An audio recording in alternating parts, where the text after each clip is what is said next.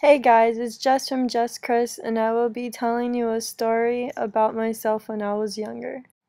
When you were just about 5 years old, did you feel alone and maybe had no friends at the moment?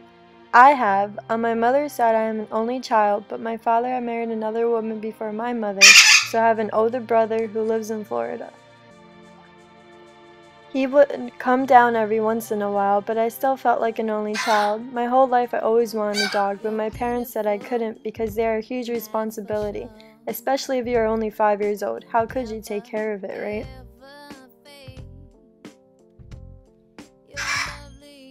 My parents ended up feeling bad for not getting me a dog, so they decided to get me a bird, which ended up being a cockatiel. It all started around 1999. My father and I went to a pet store on the farm. We saw all kinds of different animals. There were cats, dogs, birds, rabbits, fish, and many other animals you could think of. Although I really wanted a dog, the bird stood out to me the most, and I couldn't have a dog anyways. So I was looking at the different types of birds they had, and the cockatiel stood out to me. There was this bird that had all my attention. I knew I just had to take him home. He had white and gray fur with yellow hair and red cheeks. He was pretty small compared to a parrot. I told my father, "Daddy, I want that one." He told a lady and she took him out and put him in a cardboard brown box with holes in it for him to breathe. The lady then told us to take care of him and told us to make sure we feed him every day with water and take him out and play with him so he doesn't feel lonely. He needs as much attention as possible, the lady said. When my father paid for the bird, the lady told us some information about him. Finally, we left the pet store and got inside the car. I was so excited to take him home. I heard him sliding around the box while my father was driving. He was so cute. When we arrived at the house, I took him out of the box and showed my mother. She was so happy to see the look on my face. When we discussed what we should name him, I chose the name Paulie because there was a movie I always watched and the little girl had a bird named Paulie. When I was trying to hold him, he seemed pretty frightened, but the lady told us it'll take some time for him to get used to me. I was so excited that I finally had a friend, my best friend.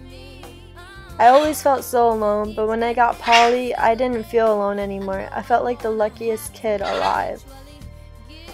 The next day when I got out of bed, I went straight to Paulie and gave him food and water. When he finally finished eating and drinking, I tried putting him on my finger.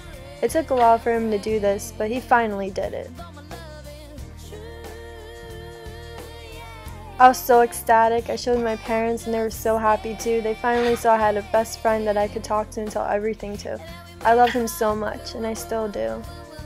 Even though he was just a bird, he was family. As days, months, and years went by, I took him everywhere I went, except outside of the house. Every time I took a shower, I took him with me. He would stay on top of the shower curtain until I was done. I even brought him with me when I went to go eat breakfast, lunch, and dinner. He would also eat the food I had except avocado, chocolate, and shrimp, pretty much whatever is bad for birds. When I went under the blankets, I would put him under too so he wouldn't feel cold while watching TV. He finally knew how to whistle as well, so he started whistling a lot. Whenever he was hungry, he would let me know by whistling. He was such an awesome bird. As the years went by, on December 24, 2005, my best friend Paulie passed away. I remember waking up that day seeing him acting weird. I was worried, so I told my parents and they checked on him. We noticed he was sort of puffed up. We figured since it was December, he was really cold, so we got a lamp and put the light near his cage so he can keep warm with the heat. As hours went by, I checked on him again and took him out of his cage. My parents even came into my room to keep an eye out on me. As soon as he went on my hand, he started to move his head and look towards me as if he were saying goodbye. Then he died. My father took him away and said, "Daddy, what are you doing?" He said, "I'm sorry, Jess, but Paulie passed away." I started to cry my eyes out. My mother saw how upset I was and started to cry too. She held me in her arms. My parents never saw me this hurt before. It made them very depressed. I was upset for a while. I lost my best friend. When we We had a funeral a couple days after his death. We buried him in the backyard. I had him put him in a small blanket in the shoebox and said a little prayer. I even drew a picture of him and put it in my room.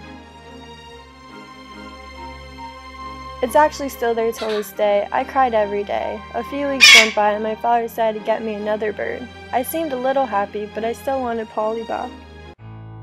Later that night, my father came home with the cardboard box in his hand. He said, "Hey Jess, this is for you." So I opened it, and when I looked inside, it was another cockatiel. It even looks just like Paulie.